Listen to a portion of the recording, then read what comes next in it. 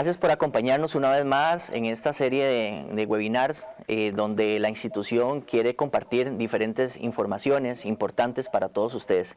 El día de hoy vamos a hablar sobre la calidad del agua, la calidad que existe en Costa Rica, cómo podemos garantizar que el agua que le está llegando a sus casas y comercios es de calidad potable, cuáles son los procesos que hace la institución prácticamente a diario para poder garantizar eso en las plantas, en los bombeos y en los diferentes sistemas. Y para eso tenemos al director del Laboratorio Nacional de Aguas, el señor Darner Mora, quien nos va a acompañar en este webinar. Bienvenido, Darner, muchas gracias.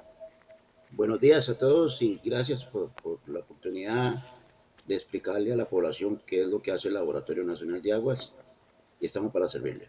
Gracias, Darner. Y básicamente en ese mismo tema, explíquenos un poco de forma general qué es el Laboratorio Nacional de Aguas, a quién está inscrito y cuál es su función, ¿verdad? Durante muchos años que ya lleva el laboratorio funcionando. Sí, el Laboratorio Nacional de Aguas se inauguró el 20 de septiembre de 1964 con el propósito de vigilar y controlar la calidad del agua en ese momento suministrada por el ENAP, que hoy es el AIA, y conforme fue creciendo, ampliando su jurisdicción, el AIA, el laboratorio también fue creciendo y en este momento tenemos un programa de vigilancia y control de la calidad del agua en la gran mayoría de las zonas del país. Y sobre ese tema, cuénteme un poco cuál es en qué consiste este programa de vigilancia, porque entiendo que, bueno, no solo acueductos de la IA, también ve otro tipo de operadores. ¿Y qué es lo que hacen en eso? ¿Qué es lo que nos pueden garantizar? Pues que la gente que está consumiendo agua de un operador formal, pues tiene la garantía de que es agua potable. Sí, desde la ley constitutiva de la IA del 14 de abril de 1961, le estableció a la IA potestades y obligaciones. Entre las potestades y obligaciones están obligaciones operativas y potestades rectoras. Entre la rectoría, el AIA tiene que vigilar la calidad del agua suministrada a la población costarricense por medio de vigilancia. Y en el caso de la IA, en la parte operativa que la IA maneja, ella administra con sus más de 200 acueductos, que cubre casi el 48% de la población del país, le corresponde hacer control de calidad del agua. Entonces, el Laboratorio Nacional de Aguas tiene un programa de vigilancia y control de la calidad del agua. Vigilancia en los acueductos que no son administrados por el AIA y control de calidad del agua en los acueductos que son controlados y operados por el AIA. Cuando hablamos de ese control, tal vez de forma muy gráfica, como para que la gente nos entienda, tenemos una planta, tenemos una fuente, ¿qué es lo que hacen los muchachos en esa fuente? ¿Cómo toman la muestra? ¿Cuál es el proceso para que lleguen a poder analizarla? Porque entiendo que no es como un análisis, por ejemplo, un examen de sangre, ¿verdad? Que pues llegan, se saca uno el examen y a las horas ya está listo. Necesita un proceso. Cuénteme cómo funciona eso. Sí, todo depende de la fuente de agua. Hay tres tipos de fuentes de agua. Las fuentes de agua superficiales tienen sistemas de tratamiento o plantas potabilizadoras y las fuentes subterráneas que se dividen en dos, en nacientes y en pozos, a veces no, la gran mayoría del tiempo con una simple cloración es suficiente para potabilizar el agua. En el caso de las plantas de tratamiento, el laboratorio tiene un programa específicamente para plantas de tratamiento para evaluar la calidad del agua cruda que llega a la planta, la calidad de los diferentes procesos que tiene la planta, sedimentación, filtración y cloración, y eso se encarga el laboratorio de hacerlo con una frecuencia dependiendo de la población abastecida por el acueducto. Además de eso, analizamos en el programa de control de calidad los tanques de almacenamiento y las redes de distribución. El número de muestras y la frecuencia del muestreo depende de la población abastecida por el acueducto. Eso es lo que hacemos permanentemente el Laboratorio Nacional en todos los acueductos de la IA. Llega los muchachos a la fuente, toman la muestra. ¿Y esa Sí, muestra, hay un protocolo para eso? ¿Cómo se toma? sí. Vamos a ver, el laboratorio, por un asunto de estandarización, está acreditado con las normas ISO 17025 y la norma 17020. Esto nos faculta para hacer inspecciones y muestreos y los análisis que sean totalmente comparativos con cualquier otro laboratorio del mundo. En el caso de la toma de muestras en las plantas de tratamiento se toman, eh, si es para microbiología, un envase estéril, y si es para físico-químico, dependiendo del parámetro que se vaya a analizar, tiene también sus condiciones. El muestreador, nuestro funcionario, va y recolecta la muestra a 30 centímetros de la superficie y la recoge, la trae al laboratorio, dependiendo de la distancia, si están en Nicoya, por ejemplo, en la planta de Nicoya, el trabajador envía las muestras o las trae y no puede pasar más de 24 horas para hacer los análisis. Entonces, en 24 horas el laboratorio hace los análisis pueden durar 48 horas o una semana dependiendo de lo que estamos buscando. Perfecto. Y básicamente, o en ese mismo tema, en las últimas semanas hemos visto en algunos medios de comunicación y pues se han expresado en redes sociales y demás, que la gente dice que, bueno, hay un brote en un lugar específico, o tal vez de diarrea, o inclusive por ahí han comentado que es el tema de hepatitis A, y en muchas ocasiones la gente tiende a pensar que es el agua que está contaminada, porque pues escucha que por allá el vecino se contagió, que por allá el otro, entonces ellos dicen, bueno, aquí lo que todos tomamos es agua, entonces el agua es la que está contaminada. Es importante llamar a la población a tener calma, cuál es el protocolo ante estos casos que aplica el laboratorio para garantizar o para analizar esta agua, a ver si al final de cuentas es el agua o es otro medio el que está pues contagiando a las personas. Sí, vamos de lo mayor a lo menor. Todos los brotes infecciosos, ya sea por diarreas o sea hepáticos como es la hepatitis A y otro tipo de enfermedades infecciosas, tienen cada una su particularidad. En el caso de las diarreas están metidas en un protocolo junto con la hepatitis, un protocolo de atención de emergencias microbiológicas que compartimos con el Ministerio de Salud y la Caja del Seguro Social. Cuando hay un brote significa cuando hay más casos del promedio normal en una comunidad de tal enfermedad, eso es un brote. Entonces nos comunican y nosotros, porque siempre creen que es el agua, nos comunican y nosotros vamos a recolectar muestras y hacer inspección y recolectar muestras. Ese protocolo es fundamental, porque cuando nos comunican tienen que decirnos que hay tantos casos de diarrea o tantos casos de hepatitis y que el microorganismo aislado es el siguiente. ¿Para qué? Para que nosotros vayamos a hacer un examen, no de rutina, sino un examen especial para buscar el agente patógeno.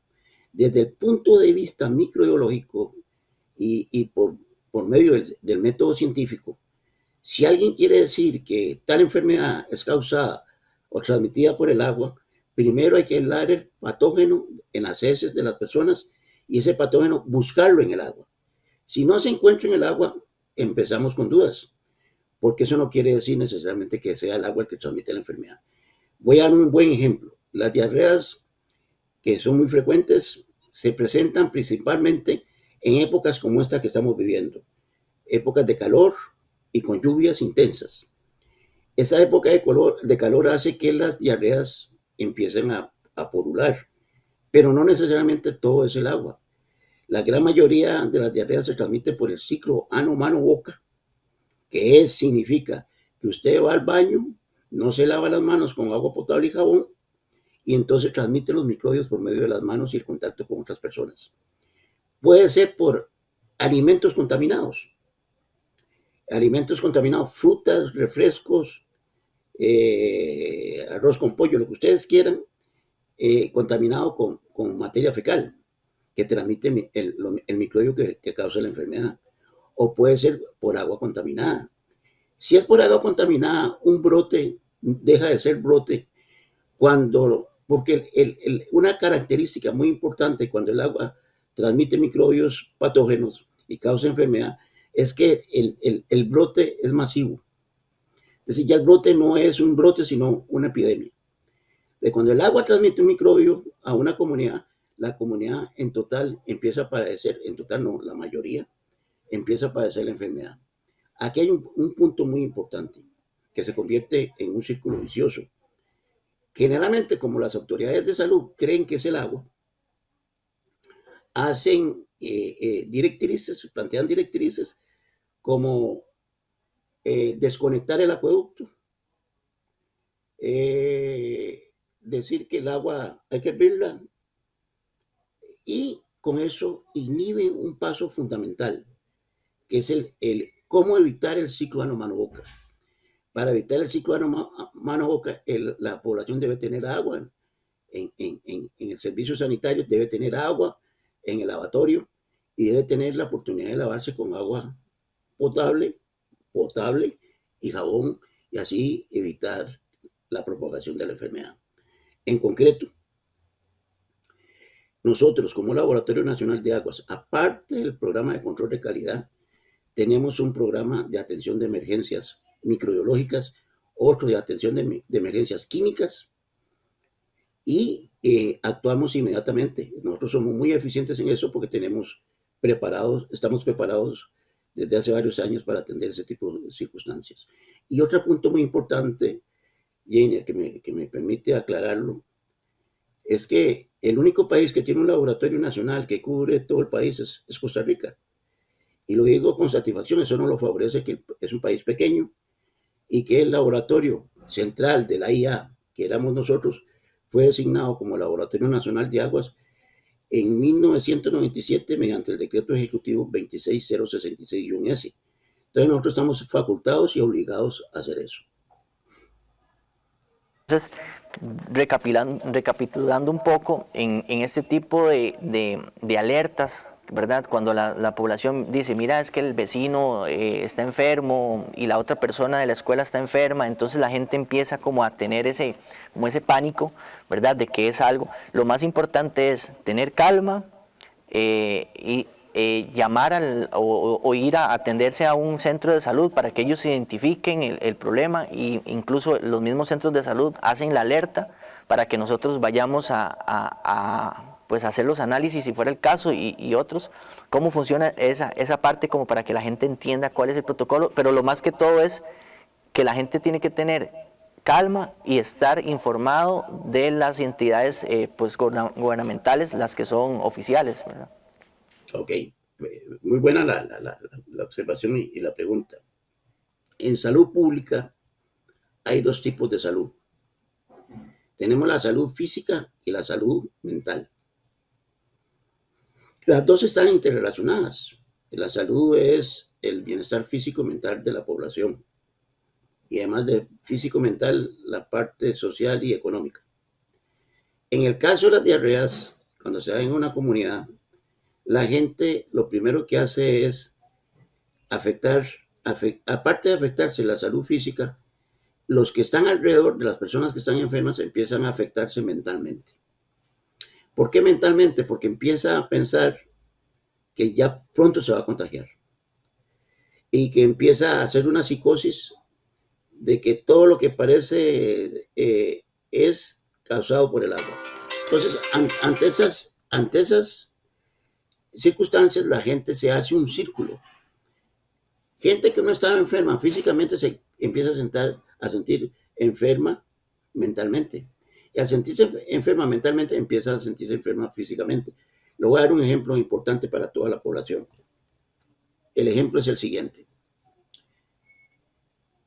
Está el síndrome del intestino irritado. Hay una conexión entre nuestro sistema digestivo y el cerebro.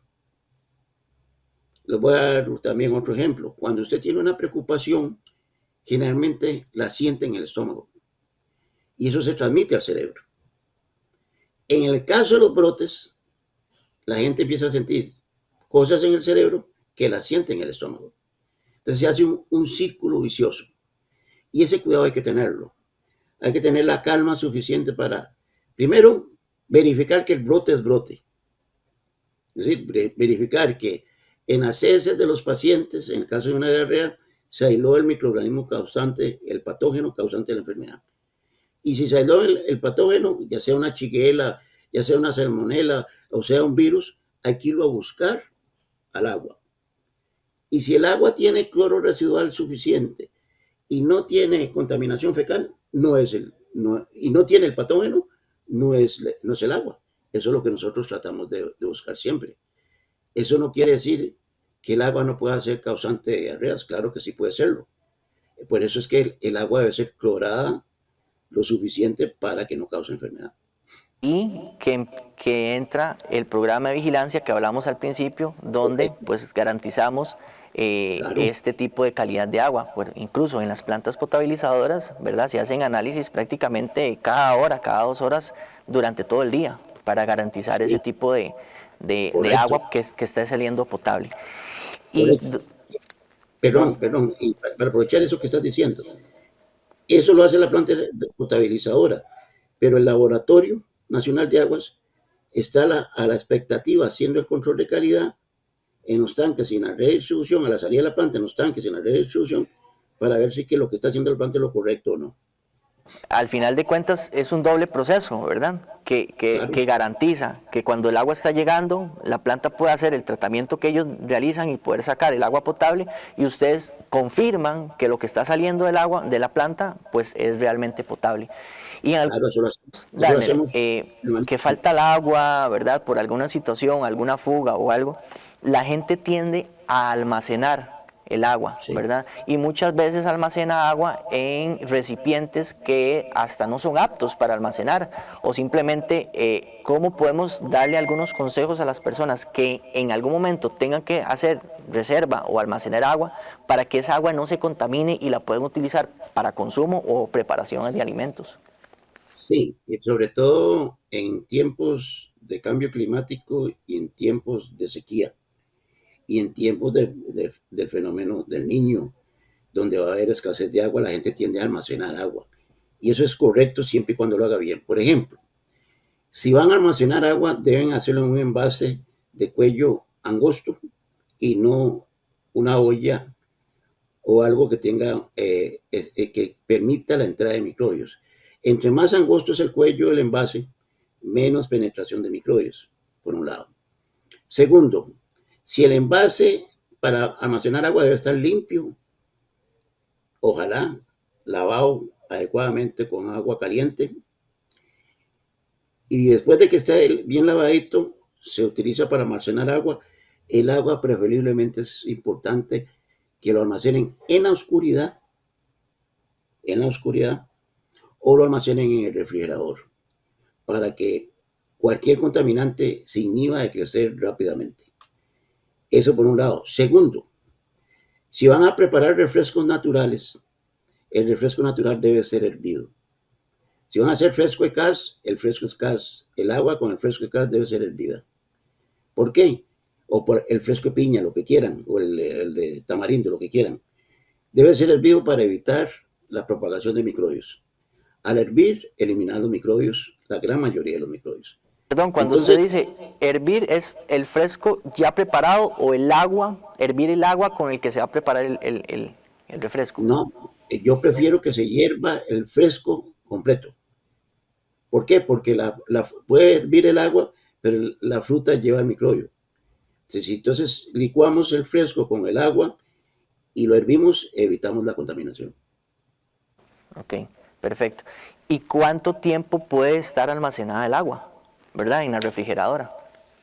Un agua de calidad potable como las de la IA y otros entes operadores puede durar una semana en refrigeración. Llego guardo el agua en una botella, ojalá de vidrio, la guardo en la refri y Sí, una semana después la puedo sacar, ponerla en el vaso y sí, tomármela. O es tengo que correcto. hervirla. No, no. Mientras, si usted abre, si es una botella y tiene tapa, quita la tapa, usa la porción que necesita de agua, le vuelve a poner la tapa y la mete al refrigerador. Perfecto. Bueno, don Daniel, yo creo que ha sido muy provechosa la explicación, principalmente con el tema de que estuvimos hace unas semanas, ¿verdad?, sufriendo del tema de posibles brotes y pues la duda que tenían las personas en que si era el agua o no.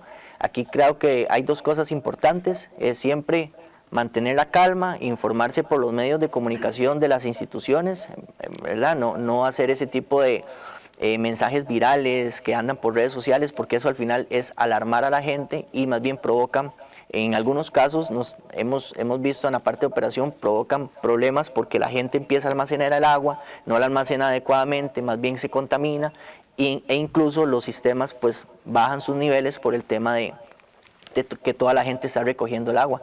Y la segunda, que es bien importante, y es poder saber, o más bien saber que el laboratorio siempre está ahí haciendo los exámenes o los análisis, que es constante, ¿verdad? Y cuando hay una situación especial, se toma como lo es y va y se hace los análisis. ¿Algún aporte que quiera agregar usted, don Sí, Daniel? sí, se me escapó que en el almacenamiento también hay tanques de almacenamiento internos que tienen las viviendas. En el censo del 2011, el 13% de la población tenía tanques de almacenamiento interno. Los tanques de almacenamiento interno, si no son bien cuidados, se pueden convertir en una fuente de contaminación.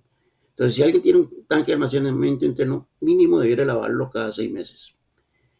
Y es importante que tengan el tanque. El tanque se usa cuando usted no tenga agua suministrada por el acueducto correspondiente. Eso es fundamental. Y segundo, aprovechar, Jainer, que nosotros como laboratorio, cada vez que hay un brote tenemos una sensación de tensión, porque todo el mundo nos presiona para que demos el resultado lo más pronto posible. Con esto lo que quiero decir es que los resultados todos tienen su tiempo. Si usted va a hacer enriquecer un medio de el agua para ver si hay microbios, eso tiene su tiempo, duran 48, 72 horas. Si va a hacer pruebas analíticas, ya sea por de biología molecular, hay que enriquecer, hay que seleccionar y hay que identificar. Lo que quiero decir es que nuestro trabajo es muy apasionante, pero es un trabajo tenso, sobre todo cuando la gente empieza a sentirse psicológicamente afectada y hay autoridades que creen que ya asumen que fue el agua. Y cuando ya asumen que fue el agua, o que es el agua, la presión es enorme porque la gente dice, es el agua y el ahí ya no se está fallando. Eso no es así. Nosotros estamos haciendo todo lo posible por actuar inmediatamente e identificar si eso no es el agua. Es algo Agradecerte que de mucho. lo que usted mencionó que a mí me dejó con, ¿verdad? Con gran importancia y es que en el momento que es el agua la que está haciendo el foco de contaminación, no va a ser ni uno, ni dos, ni tres casos, va a ser masivo.